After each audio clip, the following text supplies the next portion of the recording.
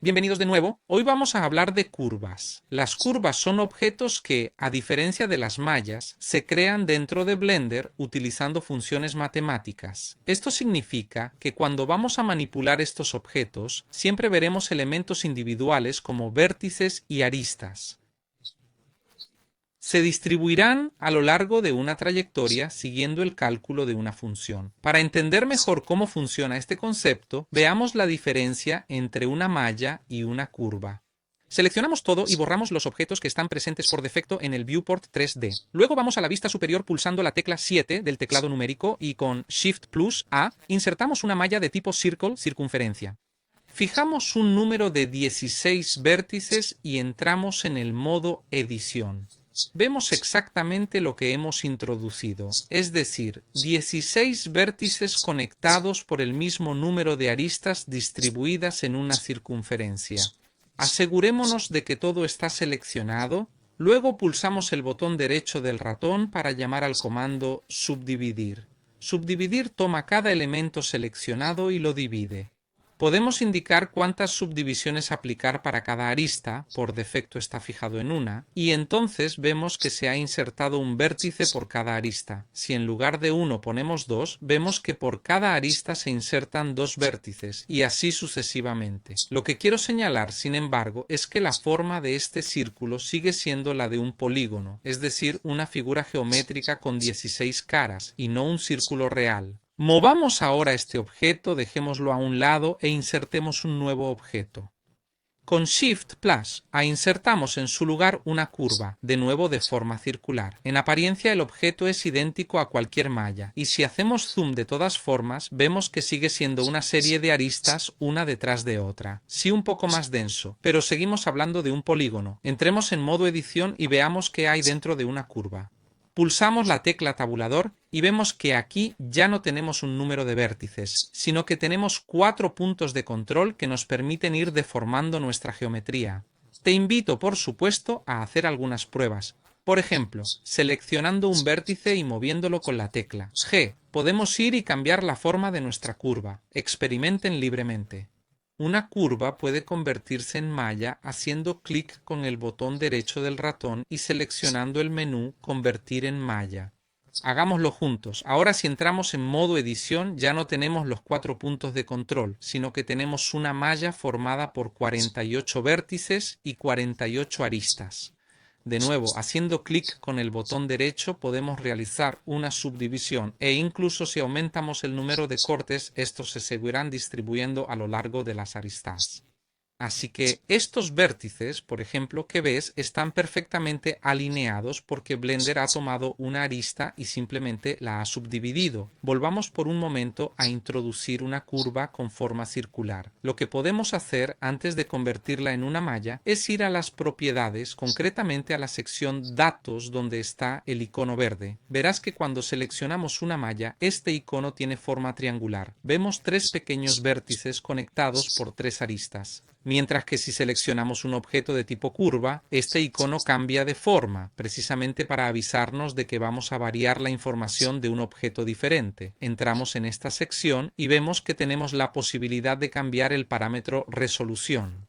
Probemos a acercarnos un momento a una parte de esta circunferencia y veamos qué ocurre cuando cambiamos la resolución. Si por ejemplo en lugar de 12 ponemos un valor mucho más bajo como 4, vemos que nos encontramos con un polígono real compuesto por 16 lados, pero al aumentar este valor, las subdivisiones de estos lados siguen siempre una curva perfecta. Así que podemos aumentar la resolución de esta circunferencia y tener siempre los puntos distribuidos correctamente mediante una función matemática. Es cierto que siempre tenemos un polígono, pero este polígono se puede hacer más denso, más rico en detalles, y estos detalles siempre siguen el curso de una curva, que es la expresión de una función matemática. Probemos ahora con otro tipo de curva, una curva de Bézier. Aquí también tenemos la resolución, que podemos aumentar o disminuir. y vemos que todos los elementos que componen esta curva siguen la forma. Las ventajas de esta herramienta son considerables. Por ejemplo, nos permite utilizar unos pocos elementos de control para hacer formas bien definidas que luego pueden utilizarse para hacer geometrías mucho más complejas. Veamos ahora cómo utilizar una curva para crear un objeto, por ejemplo, un jarrón. Para este ejemplo usaré esta imagen, que también puedes descargar usando el enlace que dejaré en la descripción. Hagamos clic derecho sobre ella y guardemos la imagen como descarga. Volvamos a Blender. Empecemos con un nuevo archivo del que vamos a borrar todos los objetos. Luego insertemos la imagen para poder recalcularla usando un objeto curva. Vamos a la vista frontal con la tecla 1 del teclado numérico. Luego con Shift Plus llamamos a la imagen de referencia. Este tipo de imagen es precisamente utilizada por Blender para darnos la posibilidad de utilizar una referencia para, por ejemplo, trazar una forma. Vamos a hacer esto juntos y luego vamos a seleccionar la imagen que acabamos de descargar de Internet. Por supuesto, puedes utilizar una foto tuya. Puedes hacer una foto de cualquier objeto que desees trazar. Una vez insertada la imagen, podemos seleccionarla y ver que aquí, a la derecha, el icono ha vuelto a cambiar. Ya no es verde, sino que es rojo. Si entramos en la sección Datos, vemos que tenemos la posibilidad de cambiar ciertas cosas, por ejemplo, la posición. Usando el valor desplazamiento y hacemos clic y arrastramos hasta que la parte inferior del jarrón coincida con el cursor 3D que actualmente está en el centro de los ejes. Esto nos conviene porque la imagen está perfectamente centrada. Si el jarrón no estuviera exactamente en el centro de la escena, también tendríamos que actuar sobre el valor Offset X para centrarlo horizontalmente. Otra cosa que podemos hacer es hacer la imagen más transparente. Así que activemos la opción Opacidad y en lugar de 1 introduzcamos, por ejemplo, 0, 5 o incluso menos. Luego introduzcamos la curva de Bézier. Shift Plus A. Vamos a la sección Curvas e introducimos la curva de Bézier. En las opciones que tenemos aquí abajo a la izquierda vamos y le decimos a Blender que queremos rotar la curva 90° a lo largo del eje X para que podamos verla de frente. Luego entramos en modo edición y movemos los puntos de control para que podamos seguir el curso del jarrón. Ahora me doy cuenta de que, efectivamente, la imagen no está exactamente centrada, así que la muevo ligeramente a lo largo del eje X para que coincida. Aquí podemos verlo, sobre todo desde el cuello. Bien, volvamos a la curva de Bézier, entremos en el modo edición y empecemos a hacer algunos desplazamientos. Al principio este tipo de curva parece inmanejable. Esto no tiene nada que ver con Blender. En cualquier software, las curvas Bézier se manejan de esta manera. Hay puntos de control que se pueden girar y escalar. Partimos del punto de la derecha con la tecla G. Lo movemos y lo situamos momentáneamente aquí en el punto máximo de la curva de la maceta. A continuación giramos el punto de control para que sea tangente a la curva. En definitiva, lo ponemos prácticamente vertical.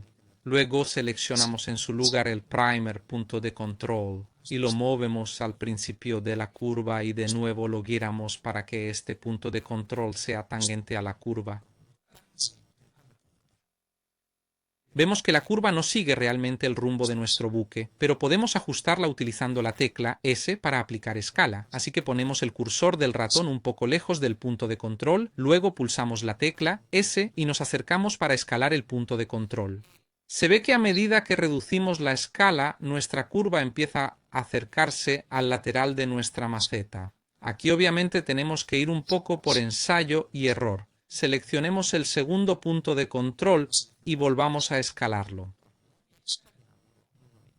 Ya hemos adherido la curva a nuestra maceta. Para continuar necesitamos añadir otro punto de control. Para ello es muy sencillo. Seleccionamos el segundo punto y pulsamos la tecla E para extruir la curva y desplazarnos con el puntero del ratón hasta el siguiente punto de la curva, que podría ser aquí, donde está el cambio de dirección. A continuación giramos para que la línea del punto de control sea tangente a la curva de la maceta.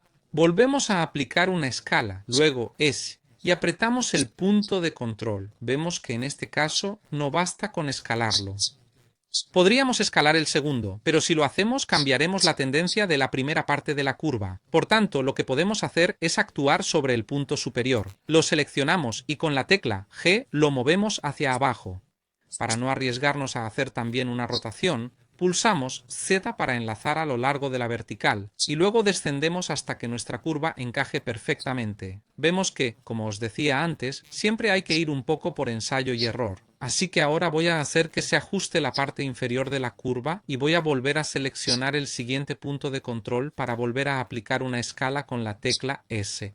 Sigamos.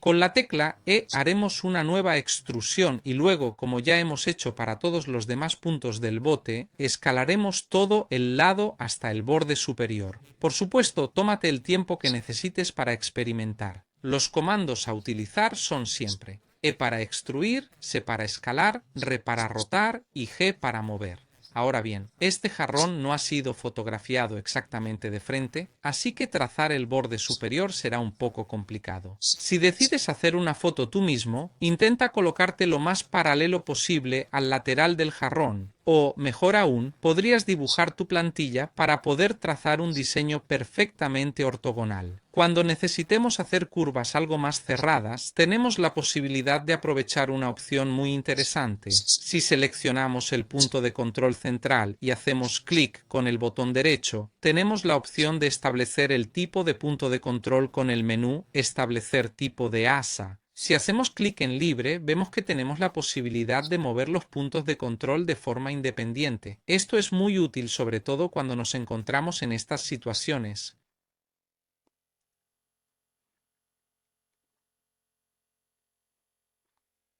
Sigamos ahora imaginando cómo podría ser el interior de la olla. Básicamente tendremos que seguir el exterior, sin embargo, consideremos que cuando hagamos el renderizado es poco probable que veamos lo que hay dentro, pero de todos modos será útil tener una imagen completa.